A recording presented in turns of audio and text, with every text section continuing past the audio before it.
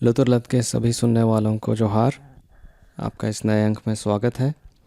मेरा नाम अनुपम पूर्ति है और हम इस लुतुरलत में आदिवासी मुद्दों पर चर्चा करते हैं। आज हमारे साथ फिर एक बार संस्कृति कर्मी गुंजल किरमुंडा हमारे साथ जुड़ रहे हैं। जोहार गुंजल। जोहार अनुपम। और फिर से इस एपिसोड में बुलाने के लिए बहुत बहुत धन्यवाद। सबसे पहले तो हम अपने श्रोताओं का धन्यवाद करना चाहेंगे। हमारे पुराने जो 2 एपिसोड अभी हमने प्रकाशित किए हैं उसका काफ़ी अच्छा हमें रिस्पांस मिल रहा है। लोगों ने काफ़ी सराहना की है, तो इसके बारे में आप क्या कहना चाहेंगे गुंजल? हाँ, खास करके जो जानकारियाँ लोगों के बीच नहीं थी और लोगों का कहना है कि जिस तरह से आपने पेश किया चीज़ें बहुत ऑथेंटिक लगी। अब उनके मुंह से ये सुनना बहुत ही बढ़िया लगा। और प्लस जो हम लोग ने जो यूट्यूब में जो आर्ट वर्क के साथ जो अपलोड किया था उसकी काफ़ी सराहना की गई। बाकायदा उसका एग्जांपल भी मैंने लिया कि जब टीआरआई वगैरह में जब क्लास ले रहा था ट्राइबल एस्थेटिक्स के बारे में, तो उसमें किस तरह से डिज़ाइन करना है वगैरह वगैरह, तो उसका एक उदाहरण के तौर पे पेश करने का मौका मिला था। तो कुल मिलाकर अभी तक बहुत बढ़िया रिस्पांस रहा है और उम्मीद है कि आगे भी हमें लोग सपोर्ट करते रहेंगे इस एपिसोड को सुनकर। जी बिल्कुल। तो आज के हमारे इस अंक में हम बात करेंगे कि आदिवासी समुदायों में नाचना और गाना और संगीत और नृत्य का क्या महत्व है। जी जी। तो एक तो आदिवासी समुदाय, अगर उनका परिचय हम लोग लेंगे तो सबसे पहला दृश्य वही आता है हम लोग के सामने कि वो खुले मन से, खुले मुख से सब गाते हैं, बजाते हैं और अपने आप को इस इसको हम लोग बोलते हैं वर्ल्डली प्लेजर्स में लिप्त दिखते हैं। इस तरह से पोर्ट्रेयल भी किया गया है और कुछ हद तक ये सच भी है, लेकिन जिस नेगेटिव पोर्ट्रेयल के साथ दिखाते हैं वो सच्चाई नहीं है। वो खुद को इंजॉय करते हैं, किसी के लिए नहीं करते हैं। वो खुद उसमें मनोरंजन ढूंढते हैं, खुद उसमें अपना इतिहास उसको रखते हैं उसमें। तो नाच गान गीत संगीत आदिवासी दुनिया का, आदिवासी लोगों का एक बहुत ही अभिन्न अंग है। जी जी। और और इतने सालों तक उसको बरकरार रखे हैं और सारे त्यौहार में, सारे खुशी में, यहाँ तक कि गम में भी लोग गाना का, बजाना का इस्तेमाल करते हैं। तो खुशी में तो रहता ही रहता है, साथ साथ में गम के समय में भी ये हमारे साथ रहता है। तो एक संस्कृति का बहुत ही अभिन्न हिस्सा रहा है नाच गान।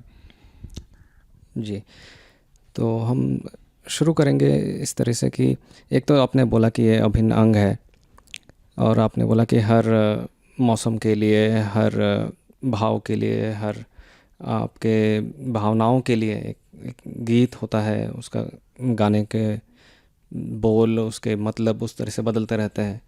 तो इसके बारे में थोड़ा सा और शुरू करेंगे जी ऋतुओं से पहले। जी। एक तो है कि जितने भी नाच गान या फिर जो ताल है या फिर जो गाने हैं वो किसी एक खास पर्व से जुड़े हुए रहते हैं। और हमारा पर्व एक ऋतु के चक्र को फॉलो करता है कि चूँकि पूरी जीवन शैली आदिवासियों की मौसम से जुड़ी हुई है। जी, मौसम और प्रकृति। प्रकृति के साथ, मतलब यूँ तो कहें तो पूरी दुनिया की जुड़ी हुई, लेकिन आदिवासियों की दिखती है सीधा सीधी कि मौसम जैसा बदलेगा। आदिवासी चूँकि उनकी पूरा रहन सहन और जीवन यापन ही प्रकृति के साथ जुड़ा हुआ है, तो उनका उस हिसाब से वो सारी चीज़ों को बदलते हैं। तो आदिवासी जो रिचुअल साइकिल है या फिर कहे कि जो पर्व त्यौहार का जो चक्र चलता है, उसको हम मान लिया अगर हम बसंत ऋतु से शुरू करें, स्प्रिंग सीजन से शुरू करें, तो सबसे पहले सरहुल या फिर बाघ के गाने आते हैं, बाघ का नाच गान आता है। उसमें जादुर करम, सॉरी करम तो नहीं, जादुर और जादुर और गेना मुख्य रूप से ये मुंडा क्षेत्र के बारे में बात कर रहे हैं। अन्य क्षेत्रों में वो भी इस तरह से चक्र को फॉलो करते हैं, लेकिन नाम भिन्न भिन्न हो सकते हैं। तो सरुल के समय एक चक्र होता है, फिर उसके बाद जैसा गर्मी होता है तो उस समय कुछ दूसरा राग आएगा। बरसात में रोपने के समय, रोपने के बाद एक अलग कुछ, रोपने के बाद करम का त्यौहार आता है, करम के गाने आएंगे। फिर उसके बाद जब धान पक जाता है तो उसको काटने के समय एक अलग त्यौहार आएगा, एक अलग गाना आएगा, एक अलग राग आएगा। जब धान अंदर ले जाते हैं उसके लिए एक अलग पर्व त्यौहार होता है, उसके लिए अलग किस्म का गाना और राग ताल रहेगा। उसके बाद जब धान वगैरह अंदर हो गए तो उस समय फिर बुरू या फिर माघे या फिर जतरा का त्यौहार आएगा। तो कुल मिलाकर पूरा जो साल है उसमें जैसे जैसे मौसम बदलेगा, ऋतुएं आएंगी, नए नए गाने या फिर नए पर्व त्यौहार आएंगे, उसके साथ में जो ताल और गानों में बदलाव है वो भी देखने को मिलता है। जी। जैसे हमने अभी स्प्रिंग से शुरुआत की, तो स्प्रिंग जो वसंत ऋतु है उसको मनाने के लिए तो दुनिया भर में भी और भी कई तरह के त्योहार हैं। जैसे उत्तर भारत में बैसाखी मनाते हैं, और दक्षिण में ओणम है, या इस तरह के त्यौहार हैं पूरे भारत में, और विश्व भर में जी। भी अलग अलग नामों से लोग जानते हैं। तो फिर हम इसमें डिफरेंशिएट कैसे करते हैं, या फिर नहीं करना चाहिए? जी, देखिए, एक तो जो ह्यूमन साइकी है वो बसंत को अपने ढंग से लेता है और बहुत ही बहुत खुशनुमा मौसम के तौर पे देखता है, जो कि ऑब्वियस सा बात है कि जाड़े के मौसम में कुछ ठंड रहती है, सारे जीव जंतु अपना अपना कोई तो हाइबरनेट कर जाते हैं। जी जी। जहाँ पर कड़ाके की ठंड पड़ती है वहाँ पर कुछ अन्न इत्यादि सब उगते नहीं हैं उस समय। तो एक जब सूरज फिर से अपना असर दिखाना शुरू करता है, जाड़ा तक कह सकते हैं कि असर नहीं आता रहता है सूरज का, तो जब सूरज असर दिखाना शुरू करता है तो वो नेचुरल है, नैसर्गिक है कि आदमी उसको, उस नए मौसम को स्वागत करेगा ही करेगा। और ये पूरे दुनिया में देखा गया है, ऐसा नहीं कि सिर्फ भारत में या फिर सिर्फ आदिवासी समुदाय में ऐसा देखा गया, पूरे दुनिया भर में ये बसंत को स्वागत करने का एक रिवाज सा रहता है।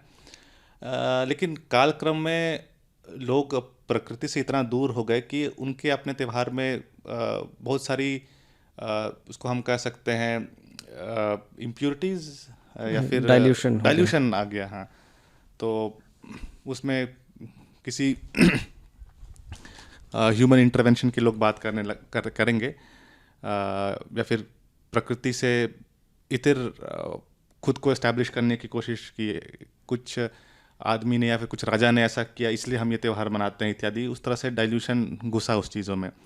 लेकिन प्रकृति से जुड़ा हुआ आदिवासी तो अभी भी प्रकृति का ही स्वागत करता है उस समय। तो ये जो आदिकाल से जो मानव और प्रकृति के बीच जो रिलेशन रहा है, आदिवासी ही अभी तक उसको बचा कर रख पाए हैं। निश्चय ही पूरी दुनिया में ये रिलेशन रहा है, लेकिन अब आज के दौर पे सन 2023 में भी आदिवासी ही है जो उस रिश्ते को बाकियों की अपेक्षा ज़्यादा बचा कर रखा है। तो इसीलिए आदिवासियों का जो बसंत ऋतु का जो त्यौहार होता है वो अन्य लोगों से विशिष्ट है। जी जी। इसी को आगे लेते हुए जो भी गाने होते हैं, जैसे आपने कहा कि हर त्यौहार का, हर मौसम के बदलने के साथ गाने बदलते हैं, उनका भाव बदलता है। तो क्या इन गानों में हम, जैसे पुराने अंक में भी हमने बात की थी, क्या इन गानों में हमें इतिहास की कुछ झलक मिलती है, या फिर हमें इसमें उस त्योहार में कैसे रहना चाहिए, या फिर कैसे रहते हैं, रहन सहन या जीने की पद्धति के बारे में क्या हम जानकारी ले सकते हैं इन गानों के माध्यम से? ये सभी तरह के विषय उन गानों में रहते हैं। इतिहास का तो रहता ही रहता है, लेकिन ज़्यादातर उस त्यौहार के बारे में, उस त्यौहार में क्या क्या हो रहा है, क्या क्या होता है, कैसा मिजाज रहता है लोगों का, क्या क्या करते हैं लोग, उनका जिक्र ज़्यादा होता है। लेकिन हाँ, इतिहास की भी बातें कुछ कुछ रहती है, क्योंकि आदमी अपने अनुभव से ही गीत बनाता है और वो गीत पीढ़ी दर पीढ़ी चलती आती है। तो जो मौखिक इतिहास रहा है आदिवासियों का, या फिर इतिहास ही कहा जाए, जो कि लिखने की परंपरा अभी भी बहुत नई है अगर हम उसको तुलना करें पूरे आदिवासियों का जो एग्जिस्टेंस रहा है उसे। तो लिखने का जो अभी चलन है वो बहुत ही नया है। तो कह सकते हैं कि ज़्यादातर जो जानकारियां हैं आदिवासी मानस में, आदिवासी समुदाय के बीच में, वो अभी मौखिक रूप में ही है और वो इन गीतों में ही है, उनकी कहानियों में है। तो गीतों में तो अवश्य ही इतिहास छिपा हुआ है। अब उसको बात है कि चूँकि वो बहुत पुरानी बात हो जाती है तो उसको लोग अलग अलग तरह से आइडेंटिफाई कर पाते हैं। फॉर एग्जांपल, जब कोरोना का महा दौर चला था तो उस समय कितने भयभीत थे, लेकिन अभी 2 साल बाद ही हम लोग को लगता है कि तो कुछ था ही नहीं। तो लोग इतिहास जल्दी भूलते हैं, लेकिन इतिहास तो रहता ही है और आदिवासियों का इतिहास भी अभी तक उनके गानों में है। कैसा इंटरप्रेट करते हैं, कैसा उसको ढूंढते हैं, उस पर शोध करने की ज़रूरत है, लेकिन इतिहास तो रहता ही रहता है। जी। और कुछ विशेष होता है इन मतलब कि जब नाचते गाते हैं तो क्या उसमें कुछ कुछ खास बातें होती हैं जो इसको दूसरे नृत्य शैलियों से अलग करती हैं? देखिए, आदिवासियों का जो नृत्य शैली रहा है वो सहभागिता पर निर्भर निर्भर रहता है, यानी कि उसको पार्टिसिपेटरी बोलते हैं। इसमें उस तरह का जो परफॉर्मेंस जिसको हम लोग अभी दिमाग में रखे हैं, जिसमें एक एक प्रदर्शन करेगा और एक देखेगा, तो उस तरह का डिवीजन। हाँ, कलाकार और एक दर्शक हाँ हाँ। जैसा एक होता तो है। उस तरह का एक डिवीजन उतना प्रबल रूप से दिखता नहीं है। अवश्य यहाँ पर भी जब अखड़ा में जब नाच होता है तो कुछ लोग देखते हैं, कुछ लोग बजाते हैं, गाते हैं, लेकिन उन दोनों में दूरियां नहीं रहती है। जैसे कि अन्य अगर आप कोई स्टेज शो देखेंगे या फिर अन्य समुदायों का आप नाच गान देखेंगे तो उसमें क्लियर कट डिवीजन रहेगा कि ये कुछ लोग नाचने गाने के लिए हैं और ये कुछ लोग देखने के लिए हैं। आदिवासी समाज में ऐसा नहीं रहता है। वो स्वतंत्र रूप से कलाकार भी बन सकता है, कलाकार बनने के बाद थक गया तो वो दर्शक भी बन सकता है। तो एक फ्लूइड रहता है, एक बहुत ही लचीला व्यवस्था है जिसमें कोई भी आकर नाच गान कर सकता है। और ये सब खुद के लिए लोग करते हैं, उस त्यौहार के लिए करते हैं। तो ऐसा नहीं है किसी को दिखाना है या फिर किसी को खुश करना है, वो अपनी खुशी के लिए लोग इस चीज़ को करते हैं। तो एक बहुत बड़ा अंतर है आदिवासी नाच गान और अन्य नाच गानों में। जी। अभी आपने अखड़ा का नाम लिया तो अखड़ा के बारे में थोड़ा हमें बताइए। हम ये शब्द सुनते रहते हैं अखड़ा। जी जी क्या जी। है अखड़ा, इसका क्या मायने है? तो किसी भी एक गांव में हम गांव को ही सबसे एक परिवार के बाद एक बड़ा यूनिट मानते हैं। तो जो देश चलाने का सबसे छोटा यूनिट एक गांव ही हम मानेंगे उसको। तो गांव में बहुत सारे जिसको हम बोलते हैं पब्लिक स्पेसेस होते हैं, मतलब वहाँ पर सब गांव के सारे लोग वहाँ पर आकर कुछ कर सकते हैं। तो उन पब्लिक स्पेसेस में से एक है अखड़ा। अगर उसको हम इमेजिन करें या फिर उसको उसके बारे में पिक्चर ड्रॉ करने की कोशिश करें तो मुंडा क्षेत्रों में, खासकर अन्य क्षेत्रों में भी हो सकता है, एक इमली पेड़ के नीचे का एक खुला छोटा सा जगह जहाँ पर लोग बैठ सकें। गर्मियों के दिन में भी चूँकि इमली का पेड़ बहुत ही घना छाया देता है तो वहाँ पर लोग बैठकर बातचीत कर सकें। और त्योहारों में वहाँ पर नाच गान होता है। तो अखड़ा सिर्फ नाच गान करने का स्थान नहीं है, बल्कि गांव के महत्वपूर्ण निर्णय वहाँ पर लिए जाते हैं। एक कह सकते हैं वो मीटिंग का जगह भी है, मतलब बैठने की जगह है। गांव वाले निर्णय भी लेते हैं, नाच गान भी करते हैं, दुख सुख में सब वहीं पर इकट्ठा होते हैं। तो कुछ इस तरह का एक व्यवस्था है जहाँ पर अखड़ा एक पब्लिक स्पेस है जहाँ लोग अपने विचारों को व्यक्त करते हैं, हम कह सकते हैं उसको। तो सुनने में ऐसा लग रहा है जैसे कि गाँव का सांस्कृतिक केंद्र अखड़ा है। हाँ, सांस्कृतिक केंद्र बोल सकते हैं, साथ साथ वो पॉलिटिकल केंद्र भी हो सकता है। तो प्रबल रूप से तो सांस्कृतिक कार्यक्रमों में दिखता है, लेकिन अन्य समय में भी लोग वहाँ पर जुड़ते हैं और सब बैठते हैं। अखड़ा सुनने में तो बहुत ही मज़ेदार जगह लग रही है गुंजल। तो ये बताइए कि क्या ये अखड़ा अभी अगर हम किसी मुंडा गांव में जाएंगे तो क्या हमें अखड़ा उसी रूप में देखने को मिलेगा जैसे अभी आपने हमें बताया, या फिर उसका रूप बदल रहा है, या क्या हो रहा है? देखिए, एक तो ये अखड़ा सही में बहुत ही रोचक जगह है और बहुत ही, जिसको बोलते हैं अंग्रेजी में, हैपनिंग जगह होता है गांव का। और अभी तो हर एक गांव में मिलेगा आपको, कम से कम स्पेस मौजूद है वहाँ पर। लेकिन अखड़ा सिर्फ जगह से नहीं बनती है, लोगों से बनता है वो, और उसका इस्तेमाल उस काम के लिए हो रहा है कि नहीं हो रहा है। तो अ, हर एक गांव का अलग अलग कैरेक्टर होता है। कोई बहुत ही सांस्कृतिक गांव होता है, किसी किसी गांव में बिजनेस माइंडेड लोग बहुत ज़्यादा होते हैं, यानी मतलब जिसमें व्यापार के इच्छा बहुत ज़्यादा होती है। किसी किसी गांव में बहुत ज़्यादा मतवार लोग मिलेंगे आपको। तो सबका कैरेक्टर अलग होता है सब गांव का। लेकिन एक कल्चर, एक मतलब अखड़ा तो ऑलमोस्ट हर गांव में मिलेगा आपको, ऑलमोस्ट क्या मतलब हर ही गांव में मिलेगा। लेकिन उसका इस्तेमाल मेरे हिसाब से, जितना मैंने देखा है, हर एक गांव अलग अलग हिसाब से करता है। और जिन जिन गांवों में कलाकार इत्यादि प्रबल रूप से मौजूद हैं, उनके गांव में ट्रेडिशन रहा है काफ़ी सालों से नाच गान करने का, गाना बजाना करने का। तो वहाँ पर अखड़ा का इस्तेमाल होता है, और अखड़ा एक जीवंत रूप में दिखता है आपको। उसके अलावा कई गांवों में साप्ताहिक मीटिंग भी होती है, और झगड़े सुलझाने के लिए लोग बैठते भी हैं। तो उस तरह से अखड़ा का उपयोग इधर नहीं तो उधर से लोग करते ही करते हैं। लेकिन सांस्कृतिक रूप से जिस जो गांव ज़्यादा अग्रणी है, ज़्यादा इंटरेस्ट लेता है इन सब चीज़ों में, वहाँ पर ये सब चीज़ बहुत ज़्यादा देखने को मिलता है। और अगर हम स्ट्रक्चर की बात करें तो अभी कुछ साल पहले तक तो सिर्फ एक खाली स्थान को ही लोग अखड़ा मानते थे। लेकिन हम कुछ एक गांव में देखे जहाँ पर लोग वहाँ पर लोग अपने से पत्थर वगैरह सब बिछा कर लोगों को बैठने के लिए जगह बनाने के लिए उस तरह का आयोजन किए हैं लोग, उसका व्यवस्था किए हैं। जैसे कि दुलमी गांव में आप खुद देखे हैं कि वहाँ पर लोग, अब बूढ़े पुरखे, अब कौन लाया वो पता नहीं, लेकिन पुरखे के समय से उनके अखड़ा किनारे किनारे पत्थर है। और एक तरह से कह सकते हैं ट्राइबल एस्थेटिक्स का भी एक सवाल उठता है, और बखूबी बहुत बढ़िया लगता है देखने को। और थोड़ा और हम लोग अगर भूतकाल में जाएंगे, मतलब थोड़ा नज़दीक के भूतकाल में, तो डॉक्टर रामदयाल मुंडा का कल्पना था एक जो अखड़ा, एक स्पेस तो है ही जिसमें लोग आए वहाँ पर, लेकिन एक स्ट्रक्चर उसको और थोड़ा देने की कोशिश करके की गई, जो कि हम लोग गड़ामड़ा गांव में आप देखते हैं। इसमें कि एक बैठने की 3-4 सीढ़ीनुमा गैलरी जैसी होगी, और एक तरफ अंदर में सामने की तरफ ढोल नगाड़ा रखने की जगह, और साथ साथ वहाँ पर लाइब्रेरी भी हो उसमें, साथ साथ वहाँ पर मेडिकल की फैसिलिटीज़ भी हो, दवाई वगैरह भी मिल पाए। तो एक कॉम्प्रिहेंसिव प्लान किसी गांव को डेवलप करने का अखड़ा के थ्रू, वो भी एक कंसेप्ट अभी है।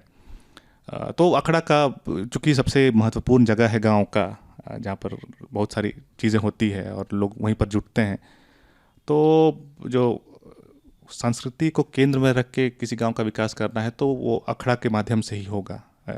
ये तो डॉक्टर रामदयाल मुंडा भी कहते थे, और अन्य लोगों का भी यही मानना है। तो उस हिसाब से अखड़ा का धीरे धीरे नई नई चीज़ें उसमें जुड़ती आ रही है। कहा जाए तो गांव को आगे ले जाने का जिम्मेदारी अखड़ा पर ही लोग अब ज़्यादा भरोसा कर रहे हैं। जी, तो अब इसी में अगली बात ये आती है कि जितने भी नाच और गायन होता है, और इसमें इतिहास भी होता है, इसमें ज्ञान जो है, ज्ञान की बातें वो बूढ़े पुरखे जो लिख कर गए हैं, जो लिख कर तो नहीं लेकिन जो गाना बनाए थे उन लोगों ने, उसमें कुछ ज्ञान की बातें हैं, वो नॉलेज ट्रांसफ़र एक होता है। तो वो भी एक बहुत बड़ा पार्ट है अखड़ा का। जी जी। एक तो होता है कि अब गाने के माध्यम से कुछ बता रहे हैं, तो उसमें जो लोग ध्यान से सुनते हैं शायद उसी को वो रियलाइज़ कर पाते हैं। तो उसमें तो एक ज्ञान की बातें होती है, इतिहास की बातें होती है कि हम लोग वहाँ गए थे, वहाँ से यहाँ आए, मतलब अगर कोई माइग्रेशन का गाना हो, या फिर यहाँ से लोग आसाम गए तो उसका गाना हो। तो इस तरह की जो ऐतिहासिक चीज़ें, घटनाक्रम है, या फिर बिरसा के आंदोलन का गीत हो, तो उन सब से जो इतिहास है वो तो सीधे तौर पे लोग बताते ही हैं। लेकिन एक जिसको हम लोग बोलते हैं सबकॉन्शियसली, मतलब आपको पता भी नहीं चल रहा कि आप वो सब चीज़ें सीख रहे हैं, वो सब चीज़ें भी अखड़ा में होती है।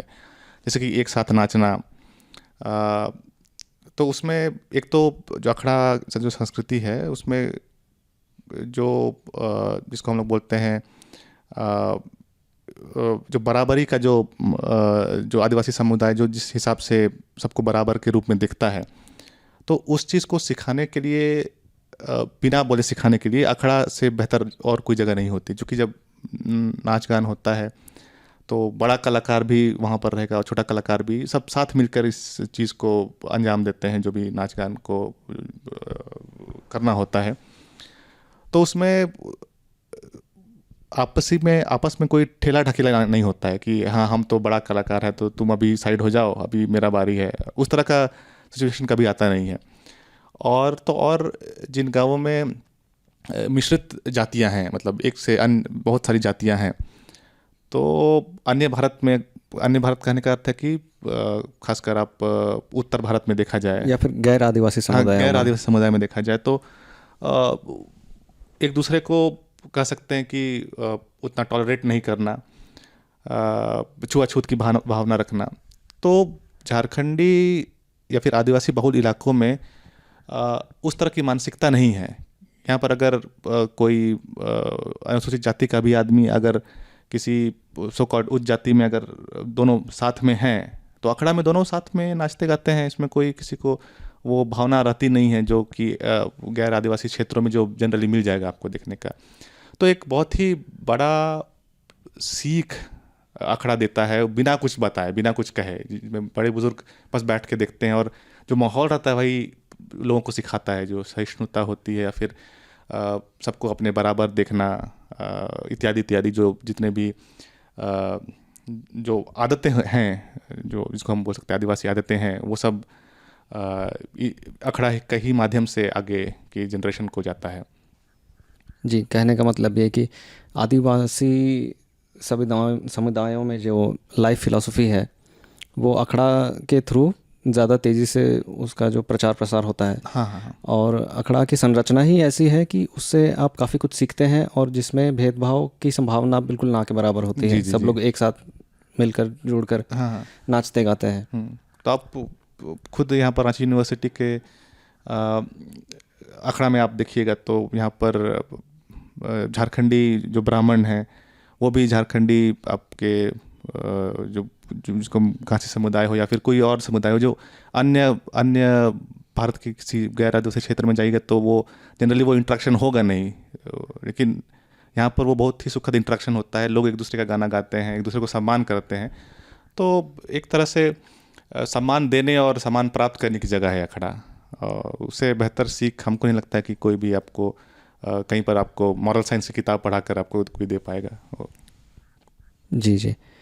अभी इसमें से एक और इस अखड़ा से थोड़ा हटते हुए एक सवाल मेरे मन में आ रहा था कि फिल्मों में जिस तरीके से आदिवासी नाच गान को दिखाया जाता है, आपने देखा होगा, तो वो आपको मतलब किस हद तक सही लगता है या फिर क्या सही डिपिक्शन आपने कहीं देखा है जो आपको अच्छा लगता है, या फिर क्या आपके इसके बारे में क्या कहना है? देखिए, फिल्मों में तो आदिवासी नाच गान को अभी तक उतना सही तरीके से नहीं दिखाया गया है।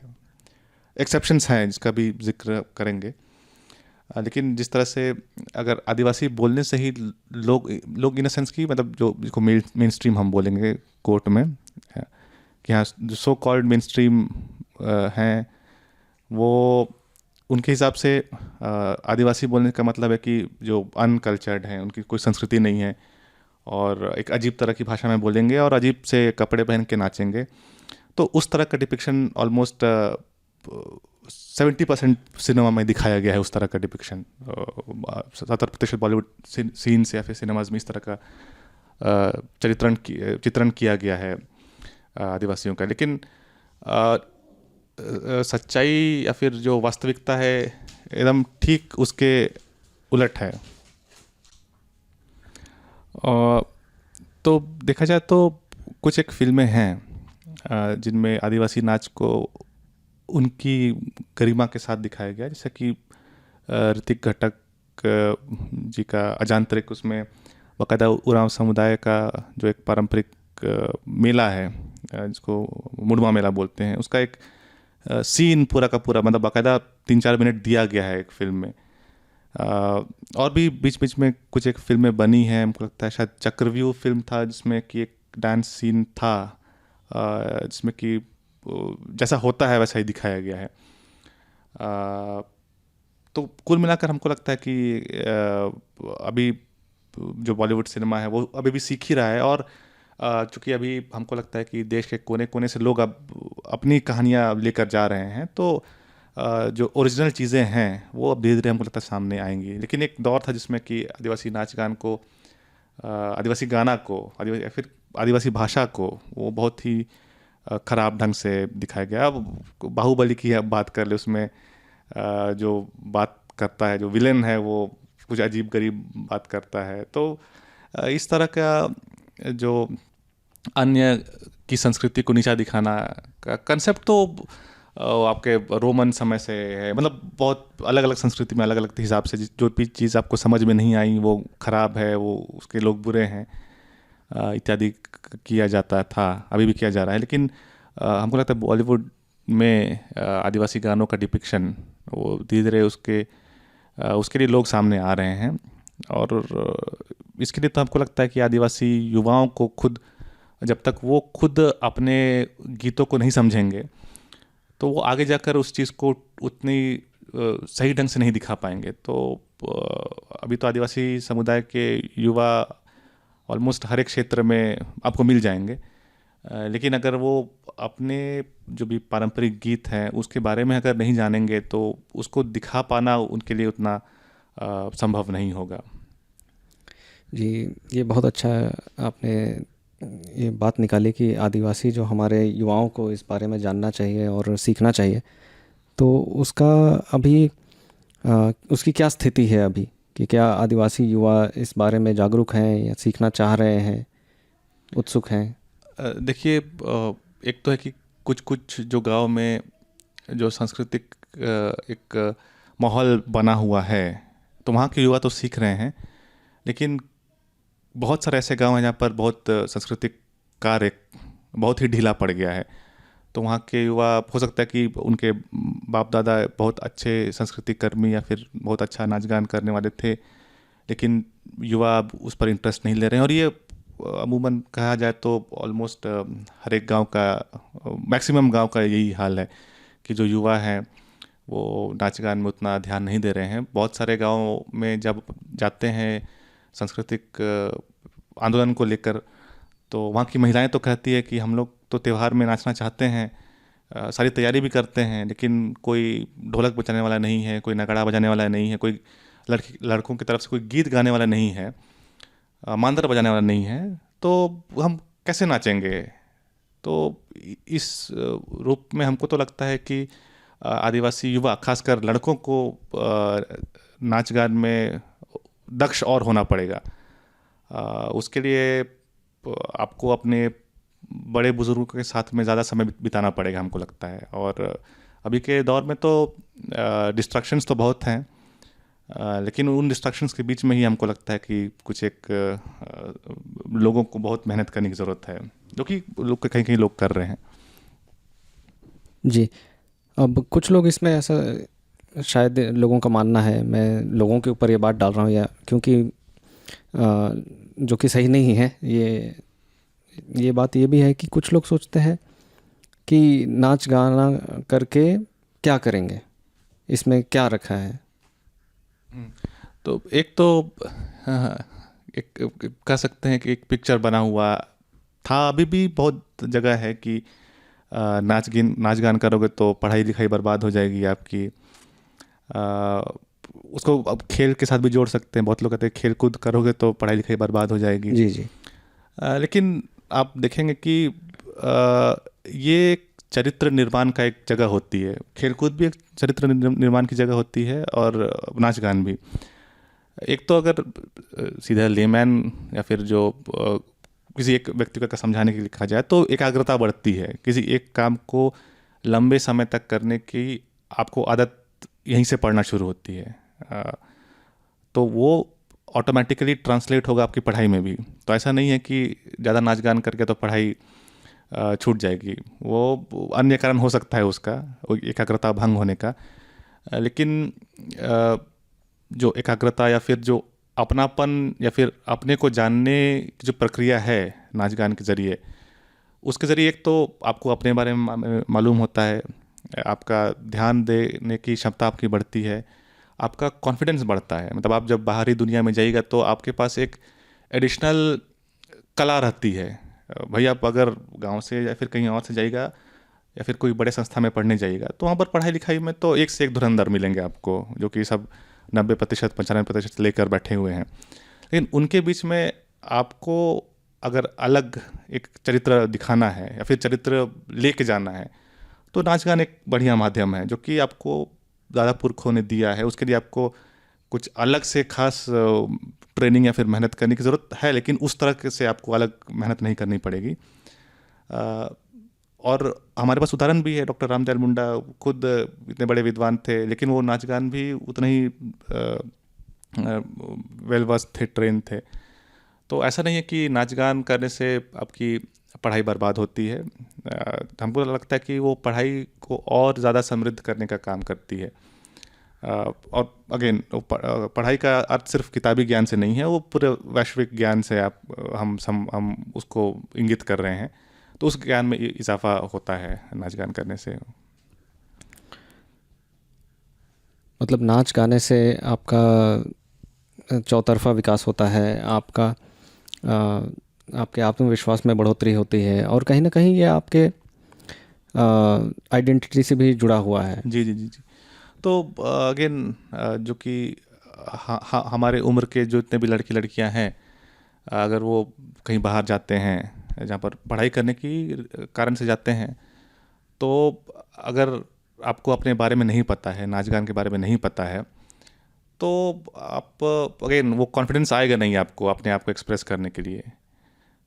तो वो अपने आप पढ़ाई में भी फिर विघटन शुरू हो जाएगा कि यार यार हम तो इस दुनिया में कहीं एग्जिस्ट नहीं करते हैं। तो पढ़ाई से ध्यान अपने आप वहाँ से हटेगा। तो और जितने भी कॉलेजेस में हम तो गए हैं तो वहाँ पर संस्कृति के लिए एक अलग ही उसको तवज्जो दी जाती है, उस पर ध्यान दिया जाता है। तो उसमें आपका एक स्पेस है आदिवासी म्यूज़िक का, आदिवासी नाच गान का, उसको आप इस्तेमाल करिए। बजाय इसके कि एक मतलब आप जो कि एस्टैब्लिश्ड नाच गान है उस पर तो बहुत काम हुआ है, लेकिन जो आपका अपना चीज़ है, एक तो है कि उसको आपको एस्टैब्लिश करना है, और दूसरा जो काम है कि उस पर ज़्यादा लोग हैं नहीं, तो आप उस पर अपने हिसाब से काम कर सकते हैं। तो एक जगह मिल रही है आपको अपने आप को व्यक्त करने की, तो उसका इस्तेमाल युवाओं को करना चाहिए।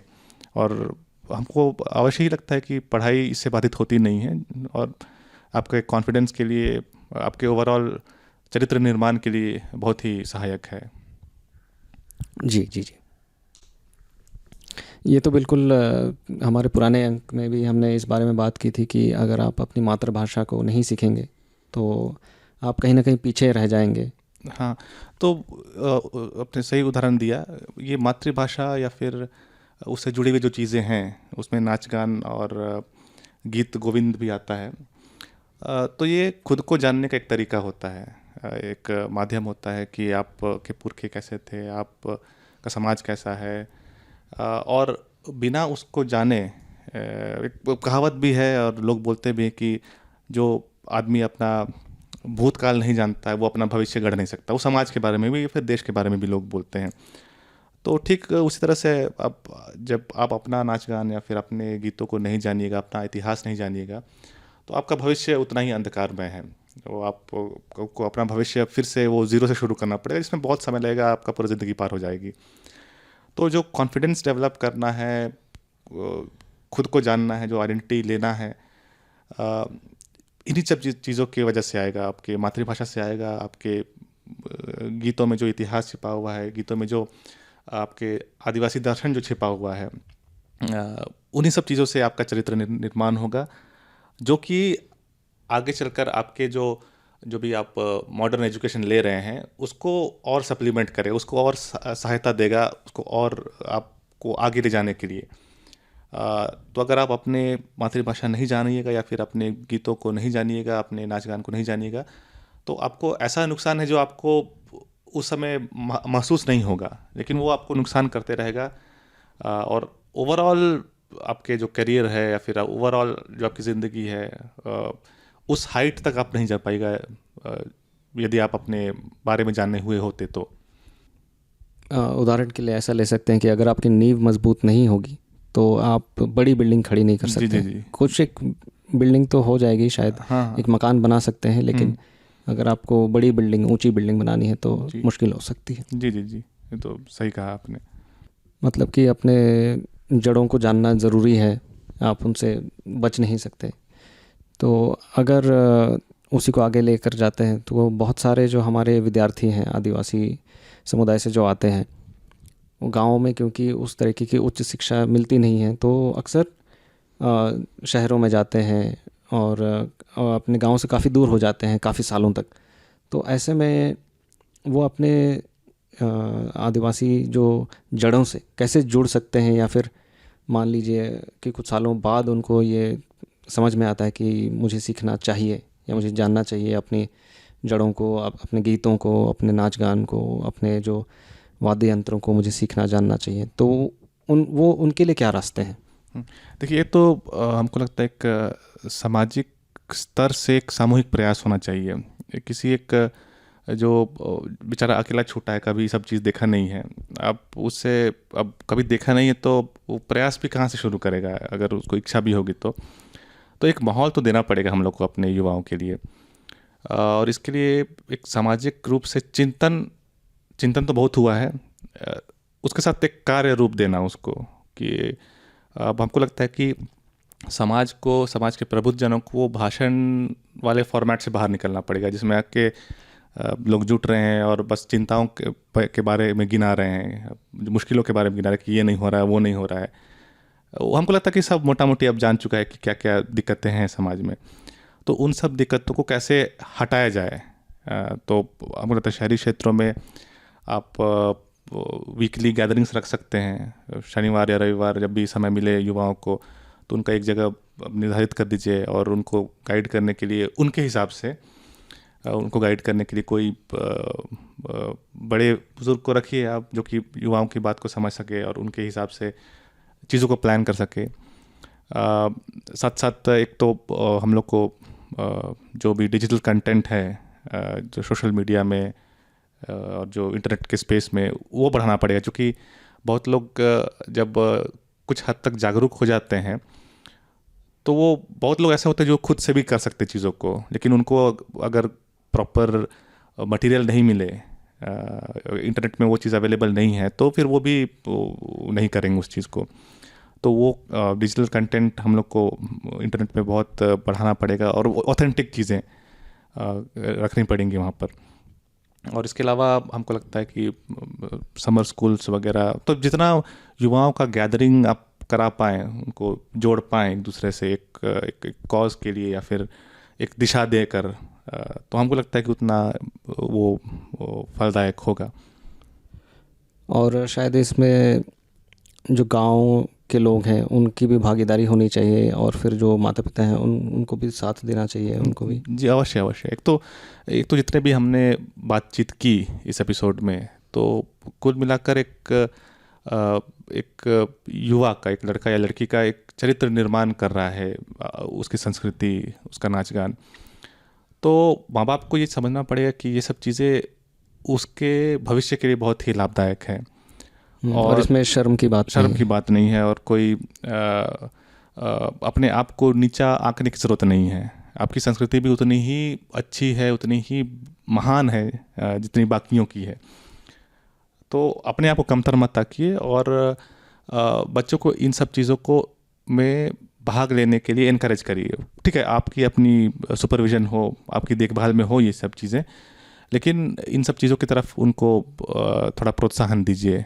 और अवश्य से, चूँकि हमारी अब आबादी का एक बड़ा हिस्सा गाँव में रहता है, तो जितने भी अच्छी चीज़ें हैं या फिर कहा जाए तो जो मूल चीज़ें हैं वो गाँव में हैं, तो गाँव के लोगों का और एक बड़ा जिम्मेदारी रह जाता है इन सब चीज़ों को शहरी युवाओं तक पहुंचाने का। और उसके लिए बहुत सारे लोग हैं, हमको लगता है, जो लोग इस दो दुनिया को बांटने की कोशिश कर रहे हैं।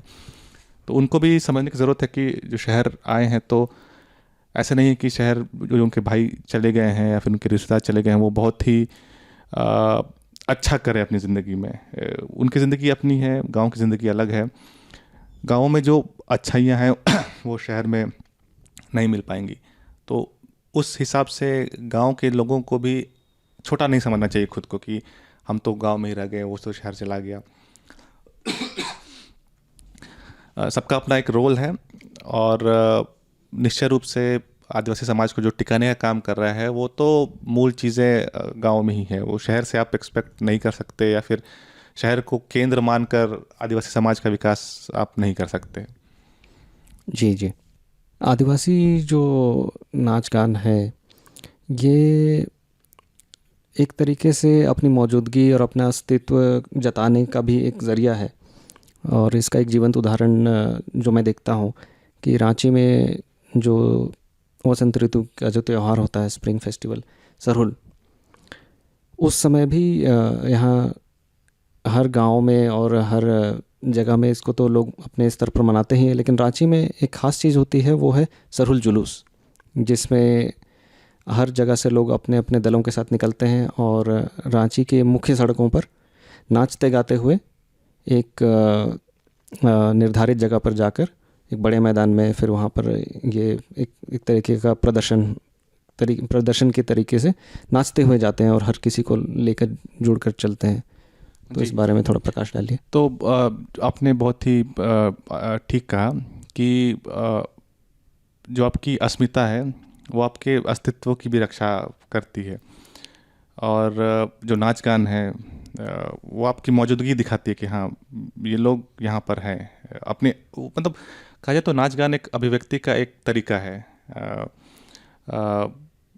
अगर आप चुपचाप रहिएगा तो चुपचाप चीज़ों को लोग उतना वैल्यू देते नहीं हैं, आपको कुछ ना कुछ एक्टिविटी करते रहना पड़ेगा। और सरहुल का जुलूस चूँकि एक बड़े स्तर पे देखा जाए तो एक झारखंड आंदोलन का एक उपज ही हम मान सकते हैं सरहुल के जुलूस को, जिसमें आदिवासी अपनी विचारधारा को दुनिया के सामने रखते हैं। मतलब बहुत सारा ऑप्शंस था आदिवासियों के पास में जुलूस निकालने के लिए। एक तो लाठी डंडा लेके निकाल सकते हैं, उसमें भी तो आप ताकत दिखा सकते हैं, झंडे लेके जा झंडे सकते का लाठी डंडा आप उठा लिए और दिखा रहे हैं कि हाँ हम यहाँ पर हैं। उस तरह से आप मौजूदगी दिखा सकते हैं। लेकिन आदिवासियों ने इसे नाच गान के रूप में दिखाने का निर्णय लिया। ये अपने आप में एक बहुत ही बड़ा संदेश जाता है कि दुनिया को कि हम आदिवासी, जहाँ आदिवासी बहुलता होती है, दुनिया को किस तरह से हम गढ़ने की कोशिश करते हैं। तो उसका एक बहुत बढ़िया उदाहरण सरहुल का जुलूस है, जिसमें कि जितनी मौजूदगी मर्दों की होती है उतनी ही उससे ज़्यादा औरतों की भी होती है। तरह तरह के ऑलमोस्ट सारे जाति के लोग उसमें मौजूद होते हैं। और वो किसी को डरा के खुद की प्रभुत्वता स्थापित करने की कोशिश नहीं होती है उन चीज़ों में। उसमें कि हम सब प्रकृति के ही गुणगान कर रहे हैं, प्रकृति की वजह से हम लोग यहाँ पर हैं, तो हम लोग सारे मानव जाति मिलकर उसकी स्तुति करेंगे। कुछ इस तरह का माहौल रहता है उस समय। तो निश्चित तौर पर अपनी मौजूदगी दिखाना, अपने अस्तित्व को बचा कर रखना अपने सिद्धांतों के साथ, वो एक बड़ा संदेश सरहुल का जुलूस देता है, जो कि अभी तक कामयाब रहा है आदिवासी समाज इस चीज़ को रखने के लिए। जी, जी, जी। ये तो काफ़ी कामयाब रहा है और हर साल लोग इसके इंतज़ार भी करते हैं कि कब सरहुल का जुलूस होगा और फिर नाचते गाते हुए पूरे शहर में घूमेंगे। एक तो आदिवासी जो अस्मिता या आइडेंटिटी की बात है, तो उसकी सबसे बड़ी कमी तो युवाओं को ही खलती है। और उनको आप बैठाकर आदिवासी दर्शन नहीं समझा सकते हैं कि यही दर्शन है जो कल को धरती को बचाएगी, समानता इत्यादि इत्यादि। उनके लिए बहुत हैवी होता है। लेकिन उनको कॉन्फिडेंस देने के लिए एक भीड़ चाहिए जो कि आती है वहाँ पर, जो सब नाचते गाते हैं।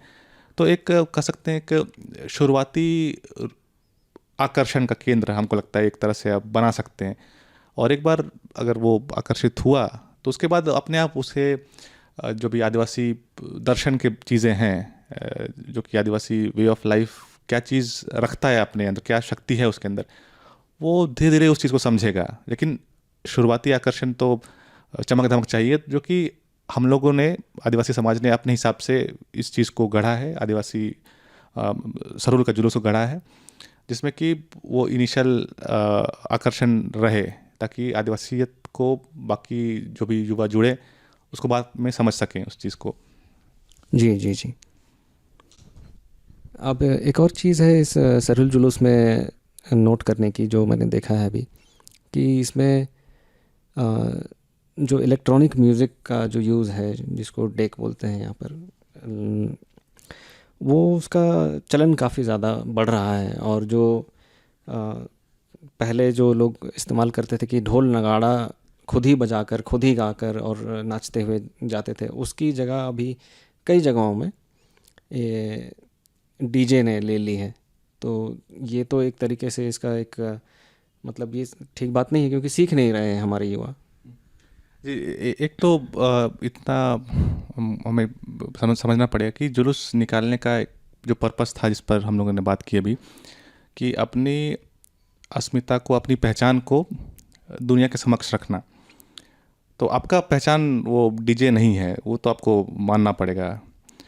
और नाच गान का अर्थ अभिव्यक्ति होती है। मतलब आप दुनिया के सामने क्या परोस रहे हैं, अपनी अभिव्यक्ति कुछ बोल रहे हैं तभी ना उस चीज़ को परोस रहे हैं, आपकी विचारधारा। तो आपका विचार तो आप स्वयं बोलिएगा, ना कि कोई मशीन या फिर इलेक्ट्रॉनिक म्यूज़िक बोलेगा उस चीज़ को।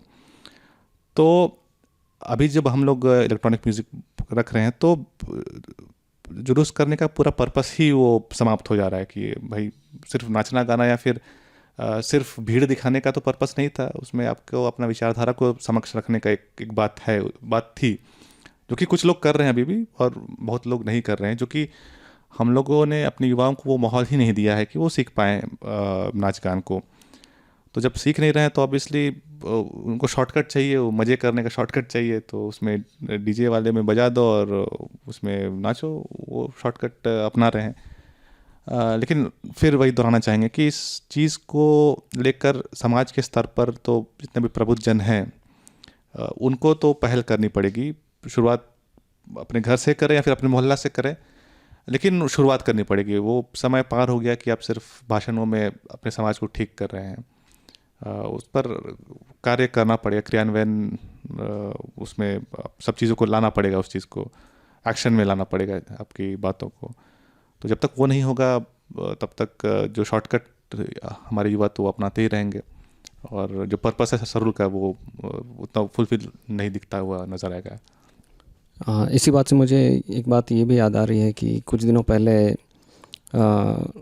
हम एक शादी में शरीक होने गए थे। वहाँ पर भी हमने डीजे का इस्तेमाल देखा था, जो कि एक मुंडा गांव है, लेकिन बीच बीच में डीजे और इस तरीके के इलेक्ट्रॉनिक म्यूज़िक का इस्तेमाल भी अब देखने को मिल रहा है। और ज़्यादा बुरी बात या फिर कह सकते हैं घातक बात ये रहती है कि उसका वॉल्यूम बहुत ज़्यादा रहता है, और अब ज़्यादा सारे गेस्ट बैठे हुए रहते हैं, उधर ही उसका मुंह किया हुआ रहता है। अब क्या मानसिकता है तो पता नहीं, हो सकता है कि लोग चाहते हैं कि देखें कि वो कितने धनी है कि वो इतने सारे बॉक्स अफोर्ड कर सकते हैं, या फिर पास के 10-15 गांव को बताए कि देखो यहाँ पर फलना जो कि बहुत ही सक्षम है वो शादी कर रहा है, हो सकता है। लेकिन जो नुकसान होता है कि जब शादी में आइएगा तो आपसे मिलने या फिर आपसे बात करने के लिए ऐसे ऐसे लोग आते हैं जो शायद आपसे 20-25 साल में पहली बार मिल रहे होंगे, उतने अंतराल के बाद मिल रहे होंगे। तो उनसे आप जब बात करिएगा तो वो आपको ये इलेक्ट्रॉनिक म्यूज़िक और ये बाजा वजा वो बात करने देगा नहीं। तो वो जो फ्लो ऑफ इंफॉर्मेशन है वो रुक गया वहीं पर। मतलब शादी सिर्फ खाने की जगह हो गई है। जो विचारों का आदान प्रदान या फिर जो भावनाओं का आदान प्रदान था वो तो हो ही नहीं रहा है। वो सिर्फ एक कारण से कि वहाँ पर इलेक्ट्रॉनिक म्यूज़िक है जो कि इतना ज़ोर से बजाया जा रहा है कि कुछ उसके तो वही ओवरटेक कर लिया सब चीज़ को। तो हमको लगता है इलेक्ट्रॉनिक म्यूज़िक का अपना एक स्पेस है, और उसको डिज़ाइन करना पड़ेगा कि उसको हो सकता है कि जितने भी मेहमान हैं उनसे दूर उसका मुंह रखा जाए, या फिर नाचने, उस तरह के इलेक्ट्रॉनिक म्यूज़िक का इस्तेमाल करने के लिए एक जगह ही आप दे दिए कि आप तुम लोग उधर ही रहो, वहीं पर नाच गान करो। या तो आप और ट्रेडिशन कर सकते हैं कि करना है तो खुद से गाना बजाना करो, वो ज़्यादा बढ़िया अभिव्यक्ति होगा तुम्हारा। तो बहुत सारे ऑप्शंस हैं जिस पर हमको लगता है कि समाज के तौर पे ग्राम सभाओं को, सामाजिक संगठनों को सोचना पड़ेगा इस बारे में कि ये जो चीज़ हम अपना रहे हैं उससे समाज को फ़ायदा हो रहा है या नुकसान हो रहा है। तो इलेक्ट्रॉनिक म्यूज़िक से एक तो आर्थिक नुकसान तो है ही, साथ साथ एक समाज का जो जानकारियों का जो बहाव होता है, आदान प्रदान होता है, वो तो कम्प्लीटली रुकता है।